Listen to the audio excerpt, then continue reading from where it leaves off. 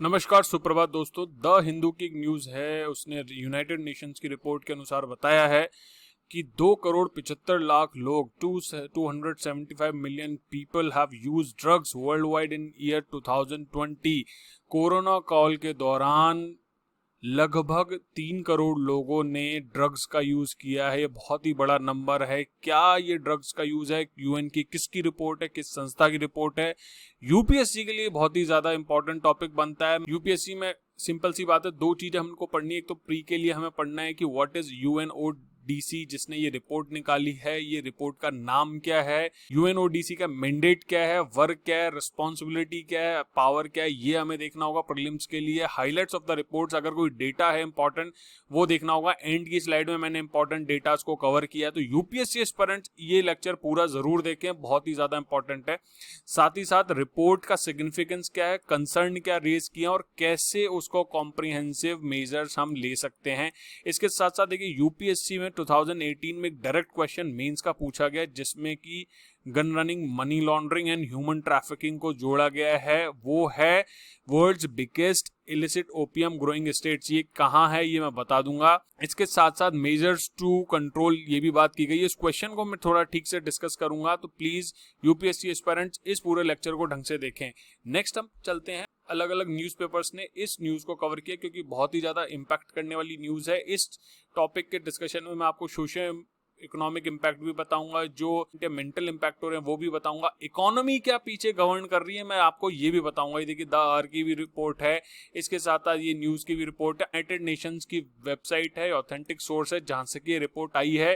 Global perspective human stories, उन्होंने साफ साफ बताया कि कोविड पेंडेमिक के दौरान वो उसने क्या क्या फ्यूल किया है major increase in drug use worldwide. UN की रिपोर्ट है, यूएन में ओडीसी की रिपोर्ट है। बताया था यूएनओडीसी, जिसकी फुल फॉर्म है United Nations office on drugs and crime. Comment box में बताइएगा कि ये कौन से ईयर में बनाया है। देखिए, आप लोगों को लगता होगा कि मैं आपसे ही सवाल पूछता हूँ। ये सवाल मैं जो पूछता हूँ ये इसलिए है जिससे कि आपको याद रहे।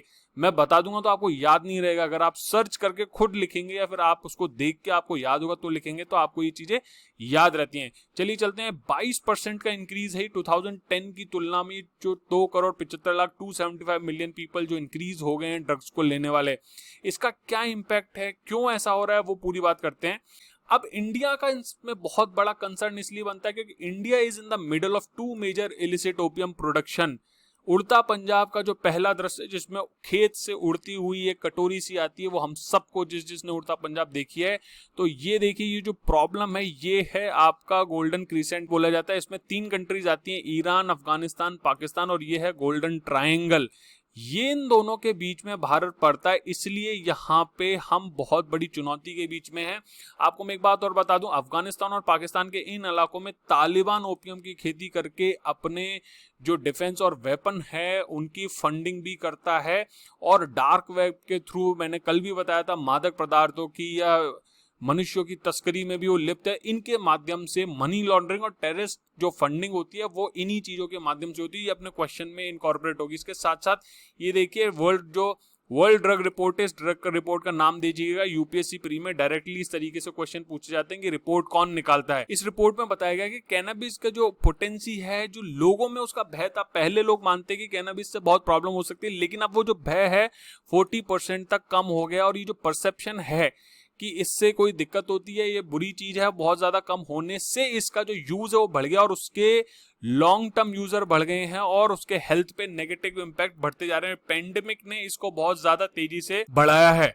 इसके साथ साथ जो नॉन टैक्सेबल मनी है, जो ब्लैक मनी है, जो मनी लॉन्डर्ड होके अनुचित गतिविधि जैसे टेररिज्म है या फिर ट्रैफिकिंग है, ह्यूमन ट्रैफिकिंग है, वेपन ट्रैफिकिंग है, या फिर इनकी ट्रैफिकिंग है, उनमें ये पैसा नहीं जाए। हवाला के माध्यम से जो देशों में आतंकवाद फैलाने के लिए, जैसे कश्मीर में भी हवाला का पैसा आता है, तो उन चीजों से बचने का पूरी कोशिश की जाए। सोशियो इकोनॉमिक इंपैक्ट में आप इस जो भी यूपीएससी एस्पिरेंट हो ध्यान रखिए, कोविड-19 के जब भी इंपैक्ट आए तो आप ये 2 इंपैक्ट जरूर रखिए कि इसने अनएम्प्लॉयमेंट बढ़ाया है, तो उसके साथ 255 मिलियन जॉब्स भी चली गई 2020 में।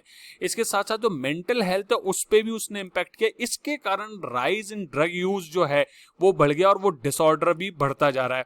हमें ये पैटर्न भी देखने पड़ेंगे कि कैनबीज जो है उनका यूज बढ़ गया, और जो नॉन मेडिकल यूज है फार्मास्यूटिकल सिडेटिव्स का, वो इंक्रीज हो गया है। और जो सोशियो इकोनॉमिक स्ट्रेसर्स हैं उन्होंने भी इस तरीके के ड्रग की डिमांड को बहुत ज्यादा तेजी से बढ़ा दिया है। यूपीएससी वाले एस्पायरेंट इसको नोट कर लें प्लीज। इसके साथ साथ मैं बता दूं कि बिजनेस एज यूजुअल का मतलब है कि ठीक है, शुरू में लॉकडाउन हुआ था तो उसके कारण बहुत चुनौती आई थी, लेकिन उसके बाद से इन्होंने नए नए तरीके अपना लिए हैं। इन्होंने टेक्नोलॉजी का यूज करना शुरू कर दिया है। इन्होंने ईमेल के थ्रू, अभी देखिए, non touch contact less drug transaction भी होना शुरू हो गए हैं और ऑनलाइन सेल्स बढ़ गई हैं। मेजर ड्रग मार्केट्स हैं, डार्क वेब का यूज करके आप ये समझे $315 मिलियन वार्षिक एनुअली इस चीज का ड्रग हो रहा है। ये तो रिपोर्टेड है और बहुत सारी चीजें तो अनरिपोर्टेड हो जाती हैं। इसके साथ साथ टेक्नोलॉजिकल इनोवेशन बहुत तेजी से बढ़ गया है, उसकी एजिलिटी बढ़ गई है। तो प्लेटफॉर्म जो है, ऑनलाइन प्लेटफॉर्म में बहुत स्मार्ट तरीके से छुप के इन ड्रग्स की सेलिंग कर रहे हैं, इन सब्सटेंस की सेलिंग कर रहे हैं।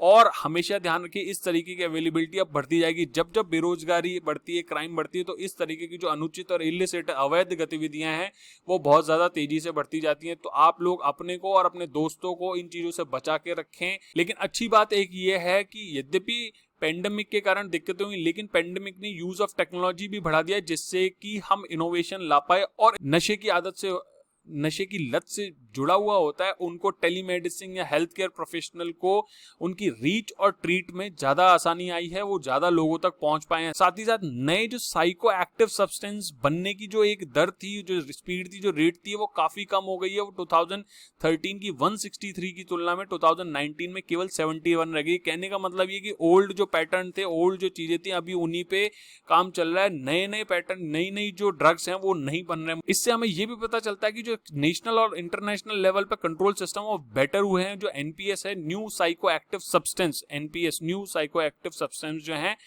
वो उनका जो स्प्रेड है वो केवल हाई इनकम कंट्रीज तक ही रह गया है। वो कुछ सालों पहले जो डेवलपिंग और वो कंट्रीज थी, डेवलपिंग और इमर्जिंग कंट्रीज थी, वहां पर भी आ गया था। इसके साथ साथ मैं आपको बता देता हूं कि 2021 जो 2021 की वर्ल्ड ड्रग रिपोर्ट है वो आती है international day against drug abuse and illicit trafficking से पहले, जो कि 26 जून को मनाया जाता है। इस डेट को भी याद कीजिए, क्योंकि डेट, रिपोर्ट का नाम, कौन निकालता है, सीधे सीधे और आजकल थीम्स भी पूछी जाती हैं। जो थीम है share facts on drugs and save lives, ये जो थीम है ये भी पूछी जाती है। खासतौर पे स्टेट पीसीस के जो एग्जाम्स हैं वो थीम की मैचिंग करा लेते हैं। तो प्लीज इन 3-4 चीजों का ध्यान रखें। ये कुछ फैक्ट्स हैं, नंबर्स हैं, स्क्रीन को पॉज करके इनको नोट कर लीजिए, क्योंकि ये फैक्ट है, मेरे को बताने की जरूरत नहीं है। प्लीज इनको याद कीजिए अपने ऐसे में, अपने क्वेश्चन के आंसर में, या फिर अपने एथिक्स के क्वेश्चन में इसको यूज कर सकते हैं आप। अब मैं आपको बात करता हूँ यूपीएससी के क्वेश्चन की।